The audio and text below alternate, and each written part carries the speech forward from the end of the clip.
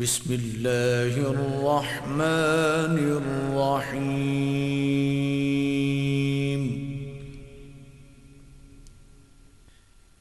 الرحمن علم القرآن خلق الإنسان علمه البيان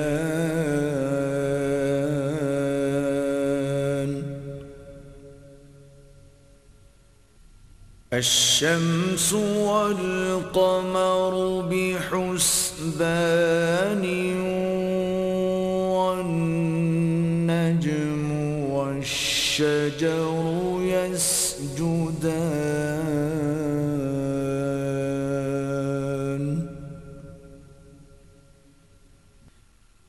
والسماء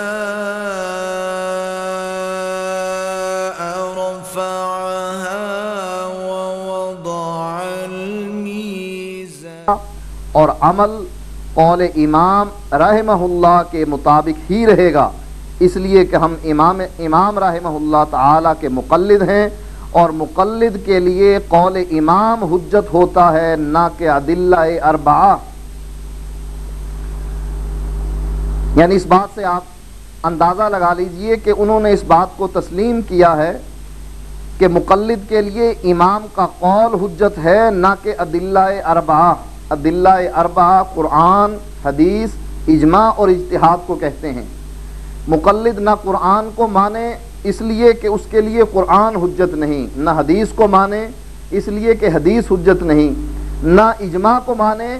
اس لیے کہ اجماع حجت نہیں مقلد کے لیے، اور نہ ہی اجتہاد کو تسلیم کرے اس لیے کہ مقلد کے لیے اجتہاد حجت نہیں۔ حجت کیا ہے؟ اور مقلد کے لیے قول امام حجت ہے۔ قرآن بھی گیا، حدیث بھی گئی، اجماع بھی گیا، اجتہاد بھی گیا، مقلد کو اس کے امام کے ساتھ ایسا گانٹھ دیا گیا کہ مقلد ہل نہیں سکتا، چاہے وہ مسئلہ کتاب و سنت میں موجود ہے یا نہیں۔ لکھتے ہیں کہ اس بارے میں عرصہ دراز تک متحیر رہنے کے بعد حضرت تھانوی کی عجیب و غریب تقریر بوادر النوادر میں نظر سے گزری، جس سے کامل تشفی ہو گئی۔ یعنی عرصہ دراز تک حیران اور پریشان رہے کہ اس مسئلے کو کیسے حل کیا جائے۔ پھر تھانوی صاحب کی عجیب تقریر نظر سے گزر گئی، جس سے ان کی تسلی ہو گئی، تشفی ہو گئی۔ وہ مسئلہ جس کے بارے میں نے آپ کو بتلایا تھا کہ ان کے لیے قرآن اور حدیث حجت نہیں بلکہ امام کا قول حجت ہے۔ امام کرخی نے اصول کرخی میں اس بات کو ذکر کیا ہے۔ اصول بزدوی کے اندر اصول کرخی موجود ہے، صفحہ نمبر 373۔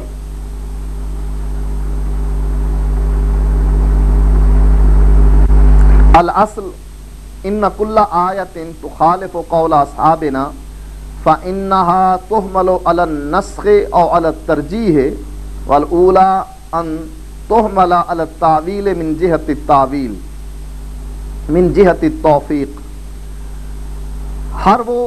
آیت جو ہمارے امام کے قول کے مخالف ہے فانها تحمل على النسخ، اس کو کہہ دیا جائے گا کہ قرآن کی یہ آیت منسوخ ہے، ہم محمول کریں گے اس کو نسخ پر۔ یعنی اگر قرآن کی کوئی آیت ہمارے امام کے قول کے خلاف آ گئی، ہم اس آیت کو منسوخ قرار دیں گے۔ ایک روایت میں آتا ہے نبی اکرم صلی اللہ علیہ وسلم نے فرمایا اللہ ینسخ کلامی ولا انسخ کلام اللہ، اللہ تو میرے کلام کو منسوخ کر سکتا ہے، میں اللہ کے کلام کو منسوخ نہیں کر سکتا۔ اور یہاں ظالموں نے قرآن کی آیت اگر امام کے قول سے ٹکرا جاتی ہے تو کہہ دیا جاتا ہے کہ قرآن کی آیت منسوخ ہے، اس لیے کہ ہمارے امام کے قول کے خلاف کیوں آئی ہے۔ اول الترجیح والاولی ان تحمل على التاویل من جهة التوفیق، یا اگر منسوخ نہ قرار دیا جائے تو اس آیت کی تعویل کی جائے گی، اس کو ایسا معنی پہنایا جائے گا کہ امام کے قول کے مطابق بن جائے، آیت کو وہ معنی پہنایا جائے جو امام کے قول کے مطابق ہو، یا تو یہ کر لیا جائے ورنہ کہہ دیا جائے کہ قرآن کی یہ آیت منسوخ ہے۔ اسی طریقے سے اسی کتاب کے اسی صفحے پر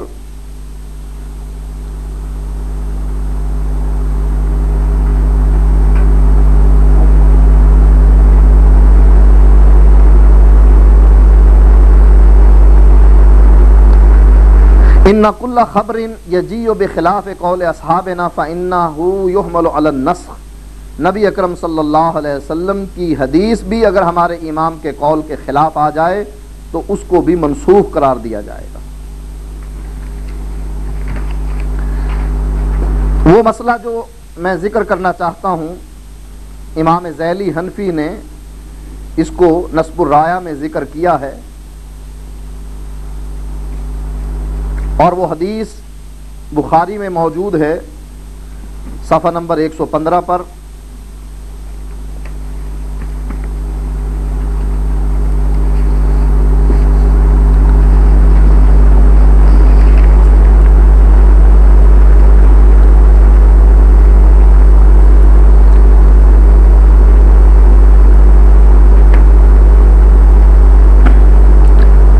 باب من ادرک رکعتا من العصر قبل الغروب، یہ باب ہے کہ جو عصر کی نماز کی ایک رکعت سورج کے غروب ہونے سے پہلے پا لے۔ حضرت ابو ہریرہ رضی اللہ تعالی عنہ اس حدیث کے راوی ہیں، اور یہ وہی حضرت ابو ہریرہ رضی اللہ تعالی عنہ ہیں جس کے بارے میں ملا جیون نے نور الانوار میں اس بات کا تذکرہ کیا ہے کہ اگر کسی راوی کی عدالت تو معروف ہو کہ وہ عادل ہے لیکن وہ ضابط نہ ہو تو اس کی روایت کو اگر وہ قیاس کے خلاف ہے تو رد کر دیا جائے گا۔ حضرت ابو ہریرہ رضی اللہ تعالیٰ عنہ ایک حدیث بیان کرتے ہیں کہ نبی اکرم صلی اللہ علیہ وسلم نے فرمایا، وہ جانور جس کا دودھ روک لیا جاتا ہے اور پھر اس کو بیچا جاتا ہے، دودھ دونے والا یہ سمجھتا ہے کہ اس کی دودھ کی مقدار اتنی ہی ہے جتنی میں نے نکالی ہے، لیکن اگلے دن اس کا دودھ کم ہو جاتا ہے کیونکہ اس نے ایک دن دودھ نہیں نکالا۔ حدیث میں آتا ہے نبی اکرم صلی اللہ علیہ وسلم نے فرمایا، یہ بخاری کی روایت ہے، کہ وہ جانور واپس کر سکتا ہے اور اس کے ساتھ ایک سا کھجوروں کا بھر کر اس کو واپس کر دے۔ یہ حدیث متفق علیہ ہے، بخاری اور مسلم میں موجود ہے۔ اب اس حدیث جو صحیح حدیث ہے، اس کو صرف یہی نہیں کہ حضرت ابو ہریرہ کا انکار کر دیا جاتا ہے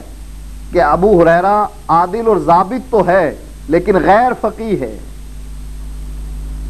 اس میں فقاہت نہیں ہے دین کی فقاہت ہم میں موجود ہے، عادل ہے، ضابط ہے، نبی سے صحیح سنا ہے، صحیح بیان کر رہا ہے، لیکن چونکہ اس کو خبر نہیں کہ دین کہتے کس کو ہیں، فقاہت نہیں ہے، اس لیے اس کی حدیث کو بھی رد کر دیا جائے گا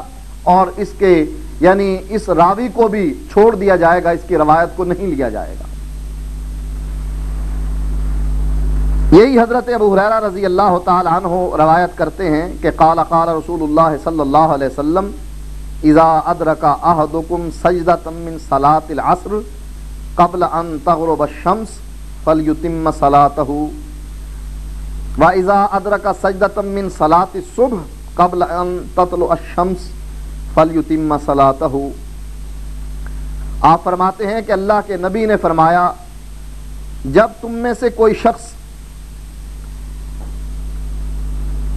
نماز عصر ادا کرنے لگے اور سورج کے غروب ہونے سے پہلے پہلے ایک رکعت پا لے،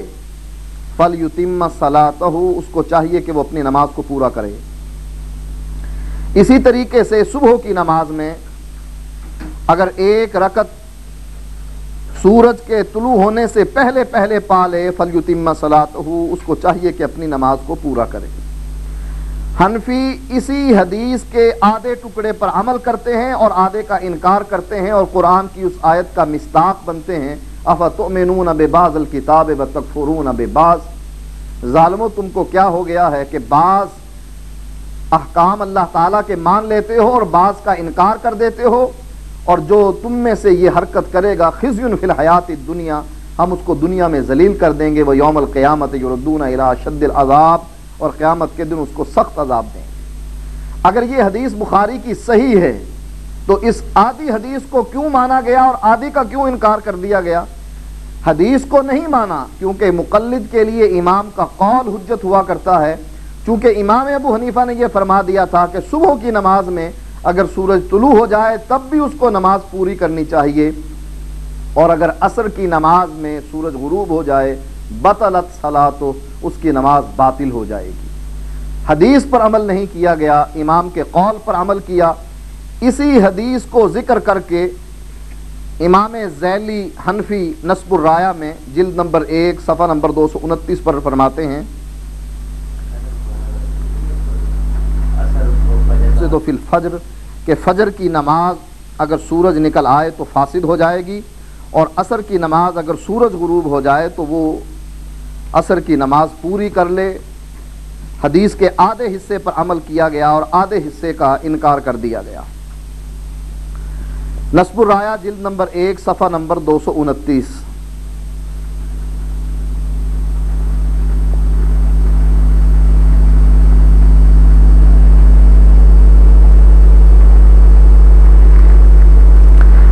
کہتے ہیں امام ذیلی حنفی ان احادیث کو جو بخاری اور مسلم اور دوسری کتابوں میں موجود ہے، وَهَذِهِ الْأَحَادِيثُ أَيْضًا مُشْكِلَةٌ عَنْ مَذْهَبِنَا فِي الْقَوْلِ بِبُطْلَانِ صَلَاةِ الصُّبْحِ إِذَا طَلَعَتْ عَلَيْهِ الشَّمْسُ، یہ احادیث ہمارے مذہب کو مشکل میں ڈال رہی ہیں۔ ہمارے مذہب کا یہ قول کہ صبح کی نماز باطل ہو جاتی ہے کہ اگر سورج طلوع ہو جائے،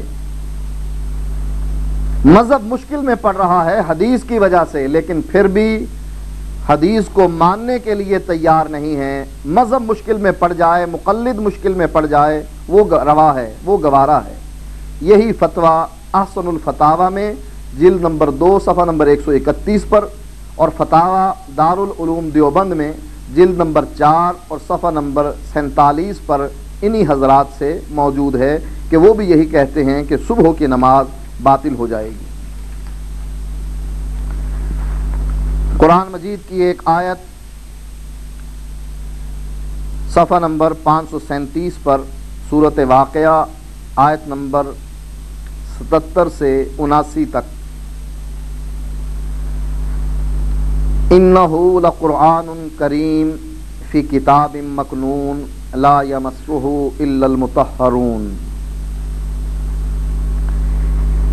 یہ قرآن مجید کی فضیلت کے بارے میں اللہ تعالیٰ نے اس کا یہاں تذکرہ کیا ہے، اس کی شان کو بلند کیا ہے کہ یہ قرآن مجید ہے، اس کو پاک کیے ہوئے لوگ ہی چھوتے ہیں، اس کی اتنی فضیلت ہے۔ اس کے مقابلے میں فقہ حنفیہ کو دیکھیے، رد المحتار جلد نمبر 1 صفحہ نمبر 140۔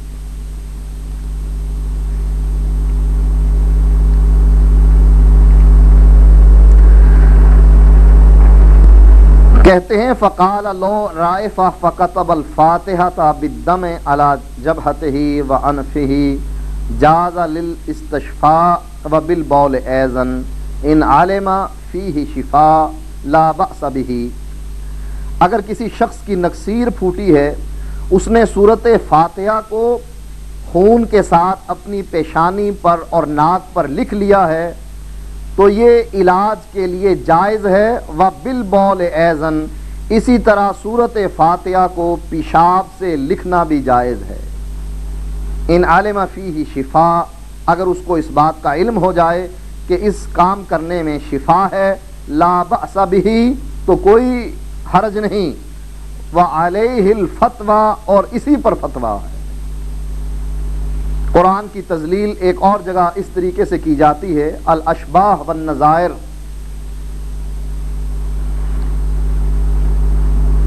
ایک کتاب ہے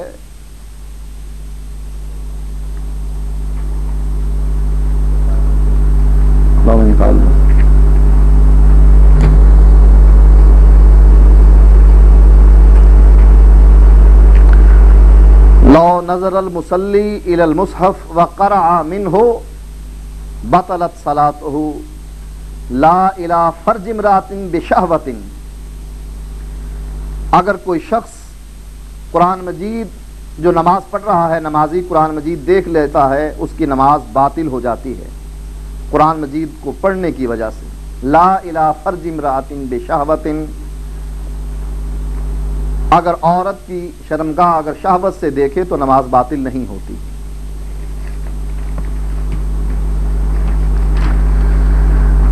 ایک اور مسئلہ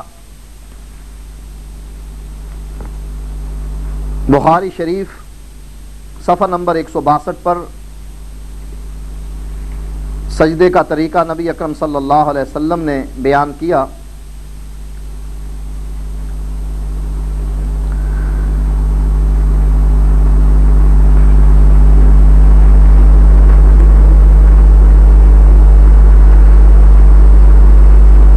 نبی کے چچا کے بیٹے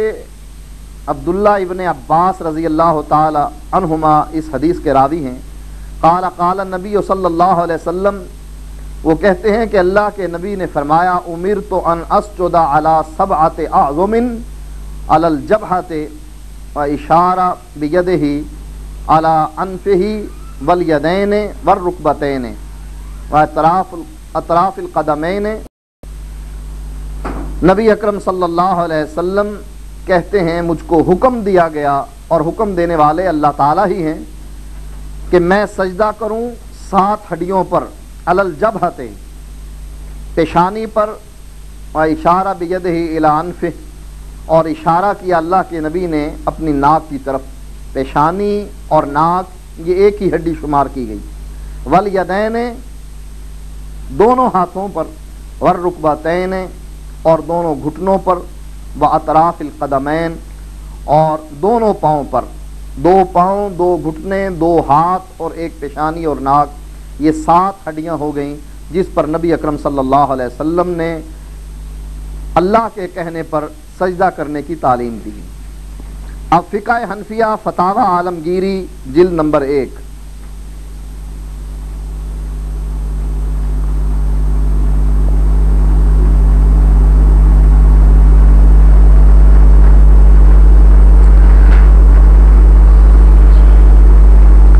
ولو صفحہ نمبر 70 پر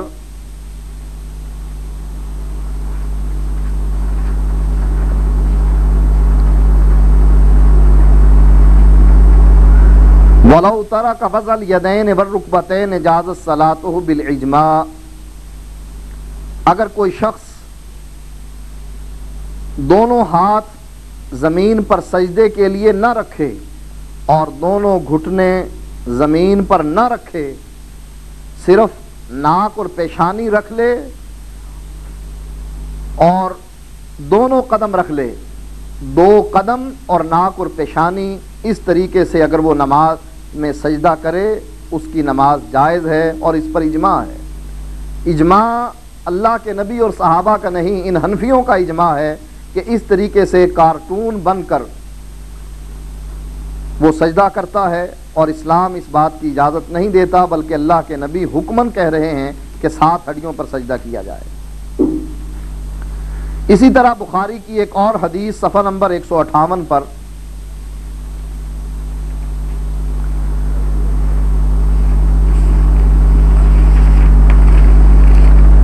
حضرت ابو ہریرہ ہی اس کے راوی ہیں، وہ کہتے ہیں النبی دخل المسجد فدخل رجل فصلى ثم جاء فسلم على النبی فرد النبی علیہ السلام فقال ارجع فصل فانك لم تصل۔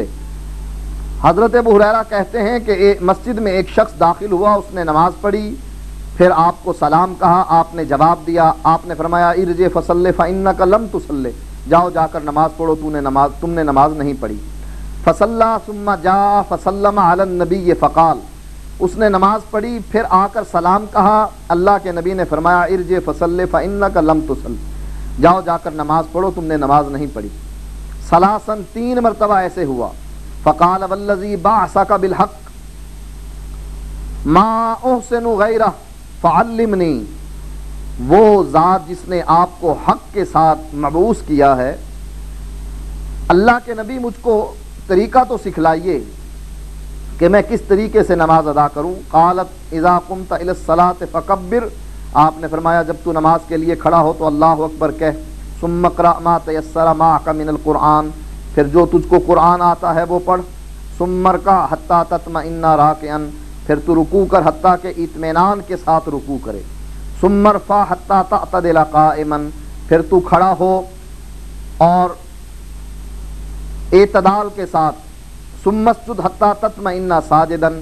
پھر تو سجدہ کرے اطمینان کے ساتھ، ثم ارفع حتی تطمئن جالسا، پھر تو بیٹھ اور اطمینان کے ساتھ بیٹھ، ثم اسجد حتی تطمئن ساجدا، پھر سجدہ کر، ثم افعل ذلک فی صلاتک کلھا، اور اپنی پوری نماز ایسے ہی ادا کر۔ فقہ حنفیہ کی کتاب فتاوی عالمگیری جلد نمبر 1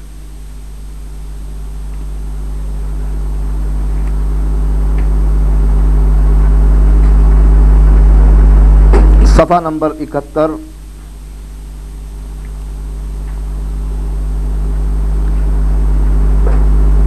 اجمعوا علی ان الاعتدال فی قومۃ الرکوع لیس بواجب عند ابی حنیفہ محمد رحمہم اللہ تعالی وکذا الثمانیۃ فی الجلسۃ ہکذا فی الکافی۔ اس پر اجماع ہے کہ قومہ میں رکوع کے بعد کھڑے ہونے میں کوئی اعتدال کیا جاتا ہے یہ واجب نہیں ہے، اور اسی طریقے سے سجدے کے بعد جلسہ کرنا، بیٹھنا اور اس میں اطمینان کے ساتھ بیٹھنا یہ واجب نہیں ہے۔ اللہ کے نبی تو یہ کہیں کہ یہ حکم دیں اس مسیح صلات کو کہ تو اس طریقے سے نماز پڑھ حتیٰ کہ رکوع اور سجدے میں، قومے اور جلسے میں اطمینان کے ساتھ بیٹھ اور کھڑا ہو، اور ہم کہہ دیں کہ اللہ کے نبی کا یہ حکم واجب نہیں ہے۔ اس سے آپ اندازہ لگائیے کہ جو لوگ جو یہ واویلا کرتے ہیں کہ فقہ حنفی کتاب و سنت کا نچوڑ ہے اور ہم اس پر عمل پیرا ہیں، وہ کتنی غلط بات کہتے ہیں، کتاب و سنت کی موجودگی میں اپنے امام کے قول کو ترجیح دیتے ہیں، اور یہ بھی کہ ان مسائل میں تقلید کی جاتی ہے کہ جن مسائل میں اللہ اور نبی کا کوئی حکم موجود نہ ہو۔ مسائل منسوسہ میں تقلید نہیں ہوتی، حالانکہ یہاں اللہ کے نبی کے حکم کے مقابلے میں اپنا حکم چلایا جاتا ہے۔ بخاری کی ایک حدیث جو مشہور حدیث ہے، لا صلاۃ لمن لم یقرأ بفاتحۃ الکتاب کے الفاظ سے مروی ہے، اس کے بارے میں احناف یہ کہتے ہیں کہ یہ حدیث مقتدی کے لیے نہیں ہے، منفرد کے لیے ہے، امام کے لیے ہے، یعنی امام کی نماز اور منفرد کی نماز سورۃ فاتحہ کے بغیر نہیں ہوتی۔ یہ بات ویسے بھی ان کی غلط ہے، کیونکہ ان کے نزدیک چھوٹی سی چھوٹی آیت اگر پڑھ لی جائے اور اس کو فارسی میں ہی اگر پڑھ لیا جائے، جیسا کہ ہدایہ کے اندر اولین میں یہ بات موجود ہے،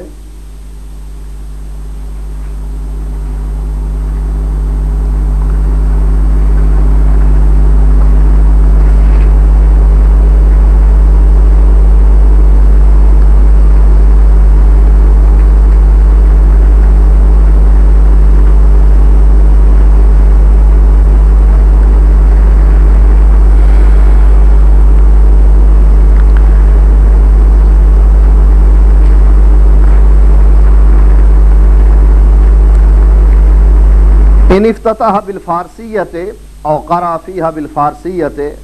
اگر کوئی شخص نماز کی ابتدا اللہ بزرگ تر است فارسی میں کرتا ہے یا نماز کی قرأت فارسی میں کرتا ہے، اگر وہ عربی جانتا بھی ہے پھر بھی فارسی میں ابتدا کرنا اور فارسی میں ہی قرأت کرنا امام ابو حنیفہ کے نزدیک جائز ہے، وہ صحیح، اور اسی پر فتویٰ ہے، یہی صحیح بات ہے۔ طفال مروزی نے اسی طریقے سے، بادشاہ سلطان محمود سبکتگین تھا، اس کے زمانے میں ایک مناظرہ ہوا شوافع اور احناف کا، وہ احادیث سنا کرتا تھا اور اکثر احادیث امام شافعی کے مذہب کے مطابق ثابت ہوتی ہیں اور احناف کے مذہب کے خلاف۔ ایک دن انہوں نے یہ پروگرام بنایا کہ کیوں نہ ان کا مناظرہ کروایا جائے یا ان کے مذہب کے مطابق 2 رکعت نماز پڑھی جائے۔ طفال مروزی نے امام شافعی کے مذہب کے مطابق اطمینان سے نماز پڑھی اور پھر امام ابو حنیفہ رحمہ اللہ کے مذہب کے مطابق 2 رکعت نماز ادا کی۔ کھجور کے رس کے ساتھ وضو کیا گیا، اس لیے ان کے ہاں یہ مسئلہ ہے کہ اگر پانی نہ ہو تو تیمم نہ کیا جائے اگر کھجور کا رس موجود ہے۔ ان کے نزدیک اصول شاشی میں یہ بات موجود ہے کہ وضو کے لیے ترتیب ضروری نہیں ہے، فرض نہیں ہے۔ وضو اگر بغیر ترتیب کے پہلے پاؤں دھو لیے، پھر منہ دھو لیا، پھر ہاتھ دھو لیے تب بھی جائز ہے۔ اسی طرح غیر ترتیب سے وضو کیا، کتے کی کھال کا مصلی بنایا، اس کو اوپر لیا، جائے نماز کتے کی کھال کی بنا کر اس پر 2 رکعت نماز بہت جلدی ادا کی۔ ابتدا نماز کی اللہ بزرگ تر اس سے کی فارسی میں، کیونکہ ان کے نزدیک اللہ اکبر کہنا ضروری نہیں، اللہ اجل کہہ لو، لا الہ الا اللہ کہہ لو، یا اس کا ترجمہ فارسی یا کسی زبان میں ادا کر لو۔ پھر 2 برگ سبز مدھامتان کا ترجمہ فارسی میں پڑھا، رکوع کیا، رکوع میں تسبیح نہیں کی، تسبیح ادا کرنا ان کے نزدیک واجب نہیں ہے، فرض نہیں ہے۔ کھڑا ہو گیا، سجدہ کیا، جھکا، اٹھ گیا، سجدے کی تسبیحات بھی نہیں پڑھی۔ اسی طرح دوسری رکعت ادا کی، تشہد میں بیٹھا، ہوا خارج کر کے کہنے لگا یہ ہے نماز امام ابو حنیفہ کے مذہب کے مطابق۔ اس وقت کے بادشاہ نے کہا کہ ایسی نماز تو کوئی بھی دین اسلام سے تعلق رکھنے والا پسند نہیں کر سکتا، اور اگر یہ نماز ثابت نہ کر سکا کہ یہ نماز امام ابو حنیفہ کے مذہب کے مطابق ہے تو میں تیری گردن اتار دوں گا۔ انہوں نے کہا مجھ کو قبول ہے۔ حنفیوں سے پوچھا گیا، حنفی انکار کر گئے، توبہ توبہ، یہ نماز ہمارے مذہب کے خلاف ہے، ہمارے مذہب و فقہ کے مطابق نہیں۔ ایک عیسائی پادری کو بلایا گیا، قفال مروزی رحمہ اللہ نے وہ کتابیں جس میں یہ نماز موجود تھی، یہ کتابیں نکال کر اس پادری کو دیں اور اس کا ترجمہ اس نے کیا۔ سلطان محمود نے اس پادری سے یہ باتیں سن کر حنفیت سے توبہ کر لی اور اس نے نماز سنت کے مطابق ادا کرنی شروع کر دی۔ تو اس میں ہی یہی مسئلہ، قرات کا جو مسئلہ ہے کہ سورۃ فاتحہ منفرد کے لیے اور امام کے لیے ضروری قرار دیتے ہیں، وہ بھی ضروری نہیں۔ اور پھر اس میں یہ بات بھی کہتے ہیں، ہدایہ اولین صفحہ نمبر 127،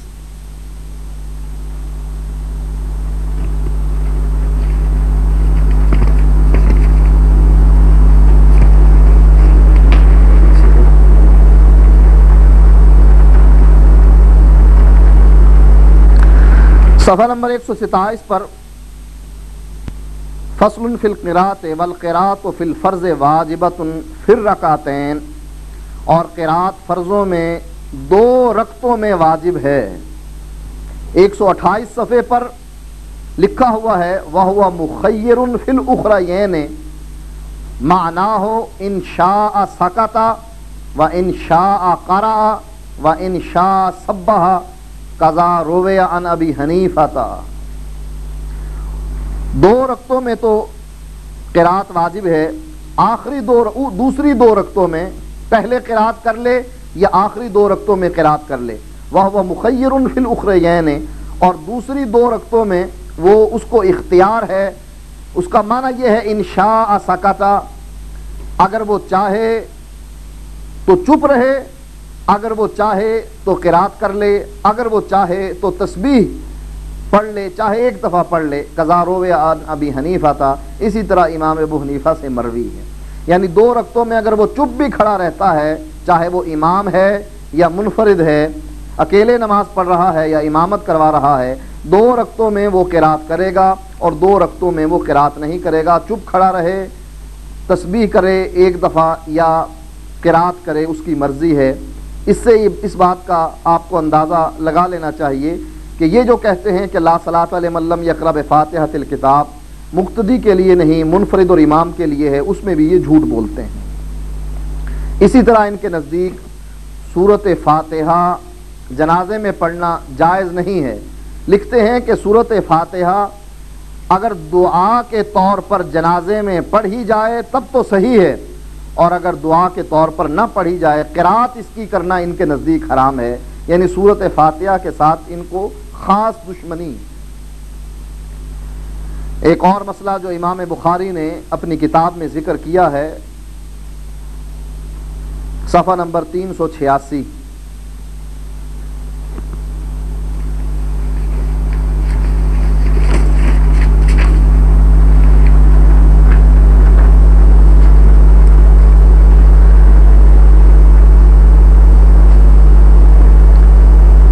حضرت عائشہ رضی اللہ تعالی عنہا اس حدیث کی راوی ہیں،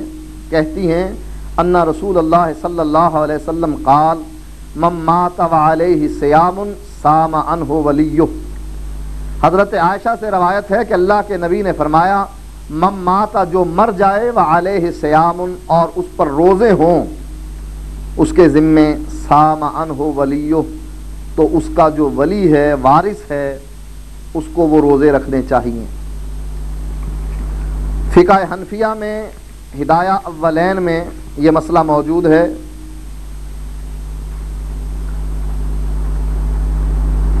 صفحہ نمبر 203۔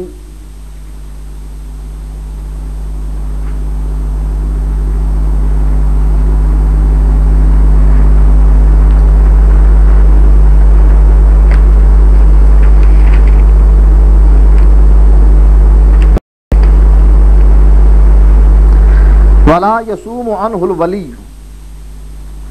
اگر کوئی شخص مر جائے اور اس کے ذمے روزے ہوں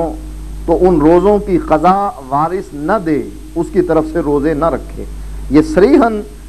بخاری شریف کی حدیث کے خلاف ہے، اور بخاری کا رتبہ آپ کے سامنے ہے، اصح الکتب بعد کتاب اللہ، اللہ کی کتاب کے بعد سب سے صحیح ترین کتاب، اور اس کا یہ مقام ہے کہ جمہور محدثین نے امام بخاری کی حدیث کو ترجیح دی ہے۔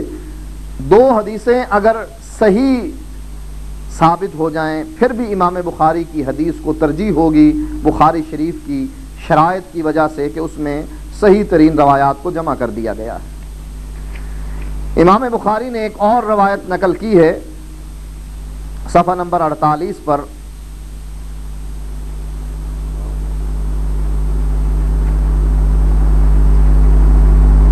جعفر بن عمرو اس کو روایت کرتے ہیں اپنے باپ سے، وہ کہتے ہیں رأیت النبی صلی اللہ علیہ وسلم یمسح علی امامتہ وخفیہ، میں نے اللہ کے نبی کو امامے پر اور خفین پر مسح کرتے ہوئے دیکھا۔ اور حنفیوں کے نزدیک ہدایہ میں اولین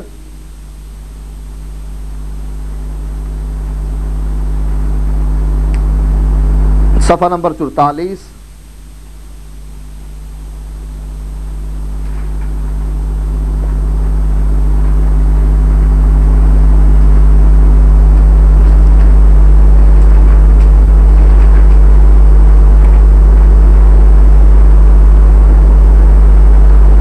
وَلَا يَجُوزُ الْمَسْحُ عَلَى الْإِمَامَةِ، امامے پر مسح کرنا جائز نہیں ہے۔ صحابی کہہ رہے ہیں کہ میں نے اللہ کے نبی کو مسح کرتے ہوئے دیکھا، حنفی کہہ رہے ہیں کہ امامے پر اللہ کے نبی نے مسح تو کیا لیکن ہمارے نزدیک امامے پر مسح کرنا جائز نہیں ہے۔ اسی طریقے سے عبداللہ بن عمر کہتے ہیں کہ میں نے اللہ کے نبی کو رفع الیدین کرتے ہوئے دیکھا۔ حنفی کہہ رہے ہیں کہ عبداللہ بن عمر چھوٹے بچے تھے، پچھلی صفوں میں کھڑے ہوتے تھے، ہو سکتا ہے کہ انہوں نے کوئی غلط چیز دیکھ لی ہو اور اندازہ یہ کیا ہو کہ یہ رفع الیدین ہے، تو اس طریقے سے یہ صحابہ کے بھی دشمن ہیں، صحابہ کے بھی مخالف ہیں۔ ایک اور مسئلہ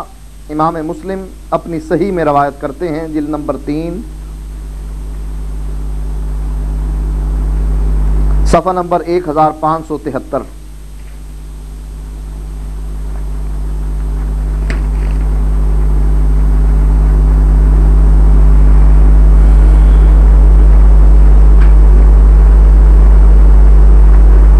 خادم رسول حضرت انس رضی اللہ تعالی عنہ بیان کرتے ہیں ان النبی سئل عن الخمر تتخذ خلا فقال لا، نبی اکرم صلی اللہ علیہ وسلم سے شراب کے بارے میں پوچھا گیا کہ اس کا سرکہ بنا لیا جائے، نبی اکرم صلی اللہ علیہ وسلم نے فرمایا نہیں۔ مسلم کی صحیح حدیث کی موجودگی میں حنفیوں کا فتویٰ یہ ہے وَإِذَا تَخَلَّلَتِ الْخَمْرُ حلت سوان، ہدایہ اخیرین صفحہ نمبر 496۔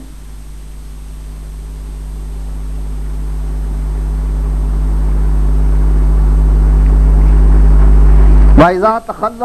تَخَلَّلَتِ الْخَمْرُ حلت سواءً صارت خلًا بنفسها أو بشيء يطرح فيها ولا یکرہ تخلیلھا، شراب سرکہ بن گئی، خود بن گئی، یا کسی چیز کو اس کے اندر ڈالا گیا، نمک وغیرہ، اس وجہ سے وہ سرکہ بن گئی۔ فرمایا کہ اس کو، شراب کو سرکہ بنانا ہمارے نزدیک مکروہ نہیں ہے۔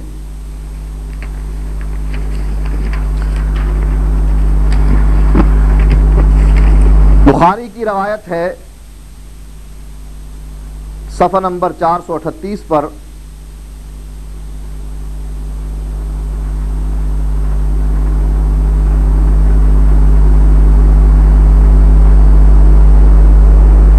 باب ثمن الکلب۔ ابی مسعود انصاری صحابی رضی اللہ تعالیٰ عنہ بیان کرتے ہیں ان رسول اللہ صلی اللہ علیہ وسلم نہا عن ثمن الکلب، نبی اکرم صلی اللہ علیہ وسلم نے کتے کو بیچنے سے منع فرمایا ہے، اس کی قیمت لینے سے منع فرمایا ہے۔ کتے کی بیع، اس کی رقم لینا اسلام میں جائز نہیں۔ بخاری کی یہ روایت موجود ہے اور اس کے مقابلے میں ہدایہ خیرین صفحہ نمبر 103۔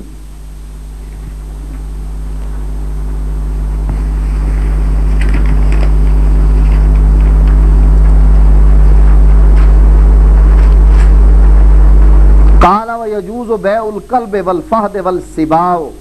المعلم وغیر المعلم فی ذلک سواء،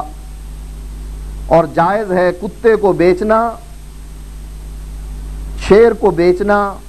درندوں کو بیچنا، وہ جن کو سکھایا گیا یا جن کو نہ سکھایا گیا، اس میں کوئی حرج نہیں ہے۔ سکھائے ہوئے درندے بھی اور غیر سکھائے ہوئے درندے بھی، ان کی بیع، شیر کی بیع اور کتے کی بیع، خرید و فروخت جائز ہے۔ عالمگیری جلد نمبر 3 صفحہ نمبر 115۔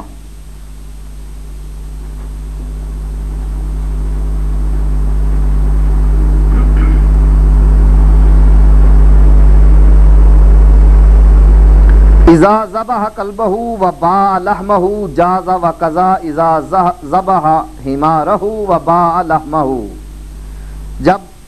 اس نے اپنے کتے کو ذبح کیا اور اس کے گوشت کو بیچا، جازا جائز ہے، وقضا اور اسی طریقے سے اذا ذبح حمارہ وباع لحمہ، اپنے گدھے کو ذبح کیا اور اس کا گوشت بیچا، وہ بھی جائز ہے۔ ایک اور مسئلہ جو امام بخاری نے ذکر کیا ہے،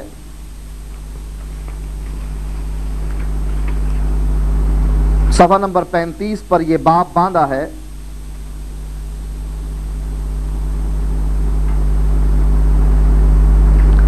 لا تقبل صلاۃ بغیر طہور، بغیر پاکی کے اللہ تعالیٰ نماز قبول نہیں کرتا ہے۔ حدیث حضرت ابو ہریرہ سے مروی ہے، قال رسول اللہ صلی اللہ علیہ وسلم لا تقبل صلاۃ من احدث حتى يتوضا، قال رجل من حضرموت ما الحدث یا ابا ہریرہ، قال فساء او زرات۔ حضرت ابو ہریرہ کہتے ہیں کہ اللہ کے نبی نے فرمایا، جو آدمی حدث کرے اس کی نماز قبول نہیں ہوتی ہے جب تک کہ وہ وضو نہ کر لے۔ قال رجل من حضرموت، حضرموت سے آیا ہوا ایک شخص کہنے لگا، مل حدث یا ابا ہریرہ، اے ابو ہریرہ یہ حدث کیا ہے؟ قال فساء او زرات، ہوا خارج کرنا ہے، پاد مارنا ہے۔ اس آدمی کی نماز قبول ہوتی ہی نہیں، من احدث، جو ہوا خارج کر دے جب تک کہ وہ وضو نہ کرے۔ یہ نبی کے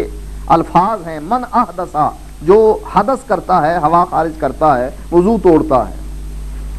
فقہ حنفیہ ہدایہ جلد اول صفحہ نمبر 110 پر بیان کرتے ہیں، وَإِن سَبَقَهُ الْحَدَثُ بَعْدَ التَّشَهُّدِ تَوَضَّأَ وَسَلَّمَ لِأَنَّ التَّسْلِيمَ وَاجِبٌ، اگر ہوا خارج ہو گئی، حدث سبقت لے گیا، ہوا خود بخود خارج ہو گئی، تشہد کے بعد اس کو چاہیے کہ وضو کرے اور سلام کہے، لأن التسلیم واجب، اس لیے کہ سلام کہنا واجب ہے، جیسا کہ حدیث میں آتا ہے تحریمہ التکبیر و تحلیلہ التسلیم، نماز حرام اللہ اکبر سے ہوتی ہے اور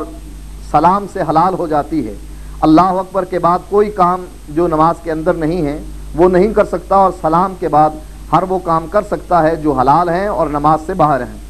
کہتے ہیں سلام پھیرنا واجب ہے، اس لیے اگر سبقت لے جائے، ہوا خارج ہو جائے تو تشہد جو ہے، تشہد کے بعد تو وضو کرے اور سلام کہے۔ لیکن وَإِن تَعَمَّدَ الْحَدَثَ فِي هَذِهِ الْحَالَةِ أَوْ تَكَلَّمَ أَوْ عَمِلَ عَمَلًا يُنَافِي الصَّلَاةَ تَمَّتْ صَلَاتُهُ، اگر جان بوجھ کر ہوا خارج کرے، قصداً ہوا خارج کرے، تشہد میں بیٹھ کر، بقدر تشہد بیٹھ کر، یا کلام کرے یا نماز کے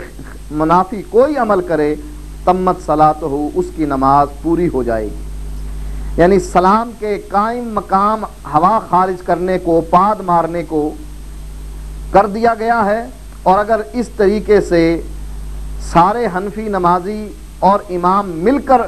سلام پھیرنا چاہیں، ہوا خارج کر کے نماز سے باہر آنا چاہیں، تو اس وقت آپ سوچئے کہ لوگوں کی کیا حالت ہوگی اور لوگ کیا تصور کریں گے کہ مسجد میں کیا ہو رہا ہے۔ بخاری کی روایت ہے، صفحہ نمبر 369، باب فضائل المدینہ۔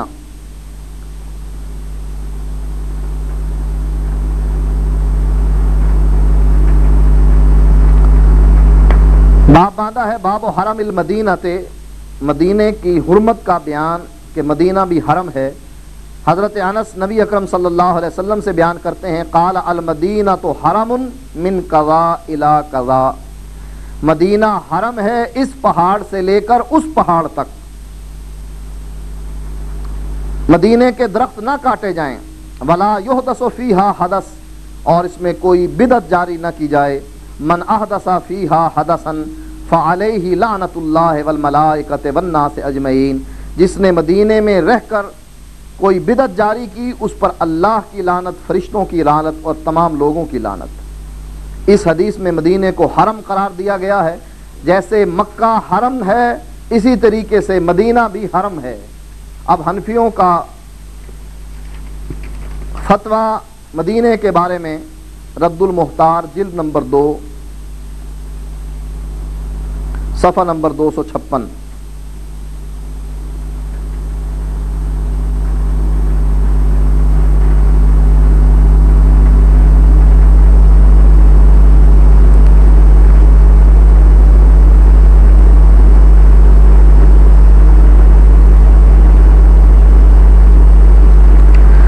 کہتے ہیں لا حرم للمدینۃ عندنا، ہمارے نزدیک مدینہ حرم نہیں ہے۔ اللہ کے نبی فرمائے مدینہ حرم ہے۔ ابراہیم علیہ السلام کی دعا اللہ نے قبول کی، مکے کو حرم بنایا، اللہ کے نبی نے مدینے کو حرم بنایا، اور حنفیوں نے اعلان کر دیا لا حرم للمدینۃ عندنا، مدینہ ہمارے نزدیک حرم نہیں ہے۔ یہ نبی سے دشمنی، کتاب و سنت سے دشمنی کی دلیل ہے۔ جو کام اللہ کے نبی کریں، حنفیوں پر واجب ہو گیا ہے کہ وہ نبی اکرم صلی اللہ علیہ وسلم کی اقتداء کرنے کی بجائے نبی کی مخالفت کریں۔ اور قرآن کی یہ آیت وَمَن يُشَاقِقِ الرَّسُولَ مِن بَعْدِ مَا تَبَيَّنَ لَهُ الْهُدَىٰ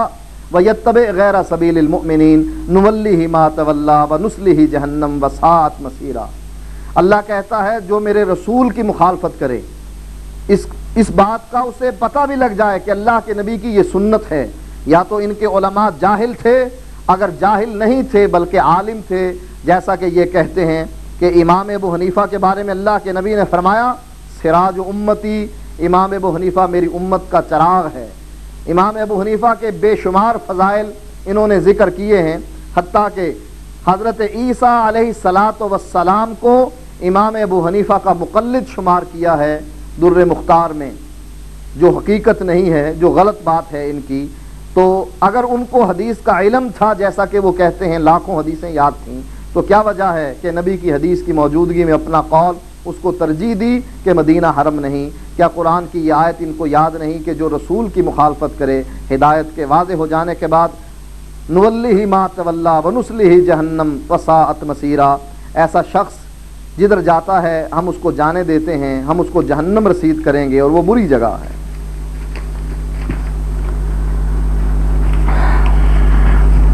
ابو داؤد کی حدیث ہے، جلد نمبر 2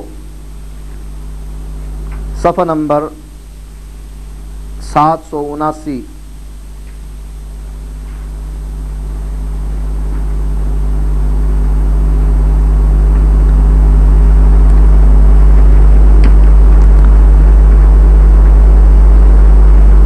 یہ حدیث صحیح ہے، امام نسائی نے بھی اس کو اپنی کتاب میں ذکر کیا ہے، صحاح ستہ کی یہ حدیث کی کتاب ہے، اور البانی نے اس کو صحیح قرار دیا ہے۔ ابو ملیح بن اسامہ اپنے باپ سے روایت کرتے ہیں ان رسول اللہ صلی اللہ علیہ وسلم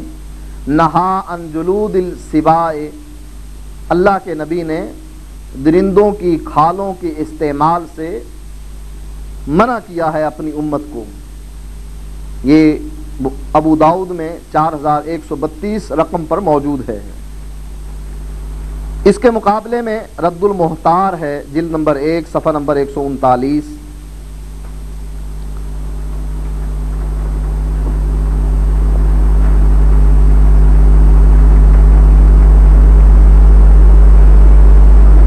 کہتے ہیں لیس الکلب بنجس العین،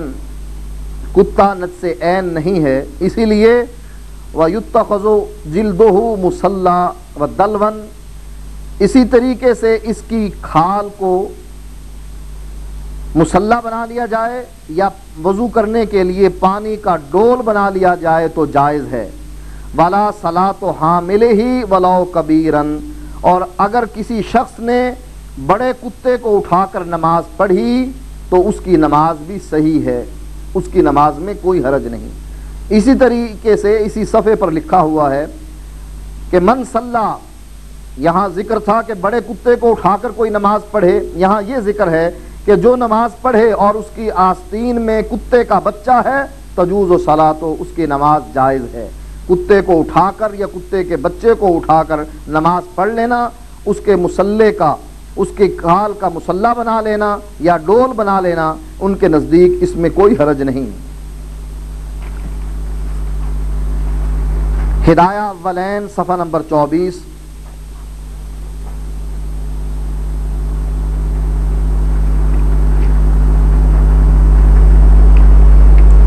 اسی مسئلے کی وضاحت کرتے ہوئے کہتے ہیں وَكُلُّ إِحَابٍ دُبِغَ فَقَدْ طَهُرَ وَجَازَتْ الصَّلَاةُ فِيهِ وَالْوَضُوءُ مِنْهُ إِلَّا جِلْدِ الْخِنزِيرِ وَالْآدْمِ، ہر وہ کھال جس کو دباغت کی جائے وہ پاک ہو جاتی ہے، اس میں نماز جائز ہے، اس سے وضو کرنا جائز ہے، سوائے خنزیر کے اور آدمی کی کھال کے۔ اور امام محمد کے نزدیک خنزیر بھی پاک ہے، خنزیر کے بال بھی پاک ہیں۔ اسی صفحے پر یہ بات بیان ہے ثم ما یطہر جلدہ بالدباغ یطہر بالزکاۃ، جس طریقے سے کتے کی کھال دباغت سے پاک ہوتی ہے یا درندوں کی کھال، اسی طریقے سے اگر کتے کو ذبح کر دیا جائے تب بھی کتے کی کھال اور کتے کا گوشت پاک ہو جاتا ہے۔ وَكَذَلِكَ يَطْهُرُ لَحْمُهُ وَهُوَ الصَّحِيحُ، جس طرح کھال پاک ہوئی ہے اسی طرح گوشت بھی پاک ہو جاتا ہے، وَهُوَ الصَّحِيحُ، اور یہی بات صحیح ہے۔ اللہ کے نبی منع کر رہے ہیں کہ ان کی کھالوں کا استعمال نہ کیا جائے۔ کیا معنی ہے قرآن کی اس آیت کا کہ جس میں ان کنتم تحبون اللہ فاتبعونی یحببکم اللہ، اگر تم اللہ سے محبت کرنا چاہتے ہو میرے رسول کی پیروی کرو، اللہ تم سے محبت کرنے لگ جائے گا، ویغفر لکم ذنوبکم، اور اللہ تمہارے گناہوں کو معاف فرما دے گا۔ امام ابو داؤد جلد نمبر 3 میں ایک مسئلہ بیان کرتے ہیں،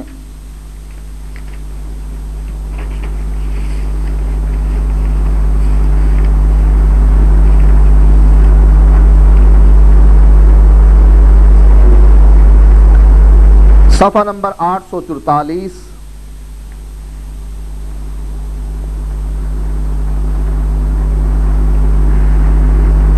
حدیث نمبر 4457 اور 56 ہے۔ برا بن عازب روایت کرتے ہیں قال لقیت عمی و معه رایہ، میں اپنے چچا کو ملا اور اس کے پاس جھنڈا تھا۔ فقلت این ترید، میں نے اس سے پوچھا کہاں جا رہے ہو؟ قال بعثنی رسول اللہ صلی اللہ علیہ وسلم الی رجل نکح امرأۃ ابی، اللہ کے نبی نے مجھ کو بھیجا ہے اس آدمی کی طرف جس نے اپنے باپ کی بیوی سے نکاح کر لیا ہے، یعنی ماں سے نکاح کر لیا ہے۔ فامرنی ان اضرب عنقہ وآخذ مالہ، مجھ کو اللہ کے نبی نے یہ حکم دیا ہے کہ میں اس کی گردن کو اتار دوں اور اس کے مال کو اس سے چھین دوں۔ اسی طریقے سے 4456 نمبر حدیث میں انہوں نے اس آدمی کی گردن اتارنے کے بارے میں بیان کیا ہے۔ فذکروا انہ اعرس بامرأۃ ابی، یہ وہ شخص ہے جس نے اپنے باپ کی بیوی سے نکاح کیا۔ باپ کی بیوی یعنی ماں سے نکاح کرنا، اس کا جرم اتنا بڑا ہے کہ اس کو قتل کر دیا جائے، اس کی گردن اتار کر اس کا مال قبض کر لیا جائے۔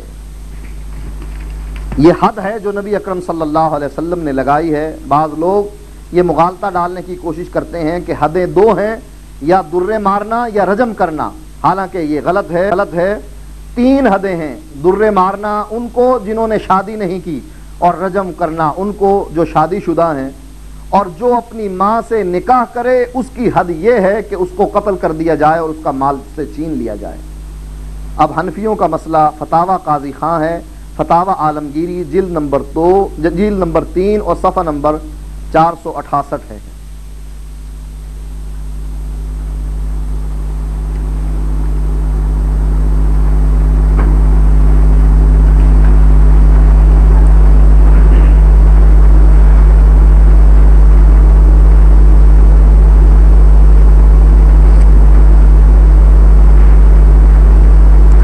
وَكَذَلِكَ لَوْ تَزَوَّجَ بِذَاتِ رَحِمٍ مَحْرَمٍ نَحْوَ الْبِنْتِ وَالْأُخْتِ وَالْأُمِّ وَالْعَمَّةِ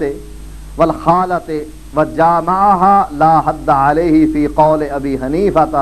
وَإِنْ قَالَ عَلِمْتُ أَنَّهَا عَلَيَّ حَرَامٌ۔ عند أبي حنيفة رحمه الله تعالى العقد وإن كان حراما عند الكل فوطئها لا يجب الحد۔ وَكَذَلِكَ لَوْ تَزَوَّجَ، اور اسی طریقے سے اگر شخص کوئی شادی کرتا ہے محرمات ابدیہ کے ساتھ جو ہمیشہ کے لیے عورتیں حرام ہیں، جیسے بیٹی ہے، بہن ہے، ماں ہے، پھوپھی ہے، خالہ ہے، وَجَامَعَهَا، اور اس سے جمع بھی کرتا ہے، لا حد علیہ فی قول ابی حنیفہ، اس پر امام ابو حنیفہ کے نزدیک کوئی حد نہیں۔ یہ فتاوی قاضی خاں ہے۔ وَإِنْ قَالَ عَلِمْتُ أَنَّهَا عَلَيَّ حَرَامٌ، اور اگر وہ یہ کہے مجھے اس بات کا علم تھا کہ یہ مجھ پر حرام ہے، تو تب بھی امام ابو حنیفہ کے نزدیک اس پر کوئی حد نہیں۔ امام صاحب فرماتے ہیں العقد وَإِنْ كَانَ حَرَامًا، یہ نکاح تو واقعی حرام ہے عند الکل، ہر آدمی کے نزدیک، فَوَطِئَهَا، لیکن اس نے چونکہ جو وطی کی ہے، لا یجب الحد، اس کے نزدیک کوئی حد، اس پر کوئی حد نہیں لگائی جائے گی۔ وَعِنْدَ صَاحِبَيْهِ رحمهم اللہ تعالی ان عالم بالحرمت یجب الحد وَإِن لَّمْ يَعْلَمْ لا یجب۔ دونوں شاگرد امام محمد اور ابو یوسف جنہوں نے امام صاحب کے اپنے استاد کے 2/3 مسائل سے اختلاف کیا ہے کہ ان کے یہ مسئلے غلط ہیں، نام امام ابو حنیفہ کا لیتے ہیں، کبھی فتویٰ امام ابو حنیفہ کے قول پر دیتے ہیں اور کبھی صاحبین کے، کبھی شیخین کے قول پر ہوتا ہے۔ تو امام صاحب تو کہتے ہیں کوئی حد نہیں، صاحبین کہتے ہیں اگر اس کو اس حرمت کا پتہ تھا کہ یہ مجھ پر حرام ہے تو اس پر حد لگائی جائے گی، اور اگر اس کو علم نہیں تھا تو اس پر حد نہیں لگائی جائے گی۔ اس سے اس شبے کا بھی، یہ شبہ بھی رفع ہو جاتا ہے کہ جو یہ کہتے ہیں کہ حد نہیں ہے، تو امام محمد اور امام ابو یوسف کو بتلاؤ کہ اللہ نے تو، اللہ کے نبی نے تو اس پر حد مقرر نہیں کی، تم کیسے حد لگا رہے ہو؟ اس سے اس بات کا علم ہوتا ہے کہ ان کے نزدیک بھی حد مقرر ہے جو اللہ کے نبی نے قتل کے ذریعے سے اس آدمی پر لگائی تھی جس نے اپنے باپ کی بیوی سے نکاح کر لیا تھا۔ مسلم کی روایت ہے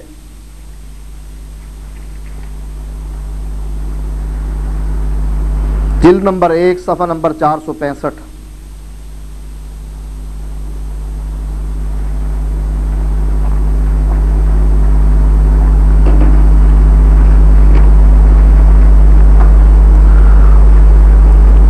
ابو مسعود انصاری بیان کرتے ہیں قال قال رسول اللہ صلی اللہ علیہ وسلم یؤم القوم اقرأهم لکتاب اللہ فإن كانوا في القراءة سواء فأعلمهم بالسنة وإن كانوا في السنة سواء فأقدمهم ہجرة وإن كانوا في الہجرة سواء فأقدمهم سلما۔ اور ایک روایت جو اس سے اگلی روایت ہے 674 نمبر، اس میں یہ الفاظ ہیں کہ ثم ليؤمكم اکبركم۔ آپ نے فرمایا کہ امامت کرائے وہ شخص جو کتاب اللہ زیادہ پڑھا ہوا ہے۔ اگر وہ قرات میں سب برابر ہیں تو جو سنت کو زیادہ جانتا ہے، سنت کا عالم ہے، اس کو چاہیے کہ وہ امامت کروائے۔ اگر وہ سنت میں بھی برابر ہیں تو وہ جس نے ہجرت پہلے کی ہے اس کو امامت کروانی چاہیے، اور اگر وہ ہجرت میں بھی برابر ہیں تو وہ جو سب سے پہلے ان میں سے مسلمان ہوا ہے ان کو امامت کروانی چاہیے۔ اور ایک روایت میں یہ آتا ہے کہ تم آذان دو تم میں سے کوئی ایک، لیکن جب امامت کا وقت آئے جو تم میں سے بڑا ہے وہ امامت کروائے۔ یہ چند شرائط ہیں جو نبی اکرم صلی اللہ علیہ وسلم نے ذکر کی ہیں۔